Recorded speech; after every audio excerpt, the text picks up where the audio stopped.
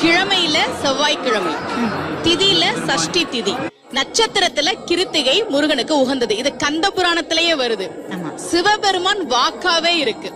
சிவபெருமான் சொல்றார், யாரெல்லாம் இந்த கிருத்திகைக்கு விரதம் இருக்கிறாங்களோ, எவரேனும் நுந்தம் பகல் இடை இன்னவன் நோன் தாள் இந்த விரதம் இருந்தாங்க அப்படின்னா தம் தம் குறை முடித்து பரம் தனை நல்குவோம். அவங்களுடைய குறையெல்லாம் தீர்ந்து நல்லா இருப்பாங்க, நான் வரம் தருகிறேன் என்று சிவபெருமான் வரம் கொடுத்த காரணத்தால் கிருத்திகை விரதம் என்பது முருகனுக்கு சிறப்புக்குரிய விரதமா இருக்கு.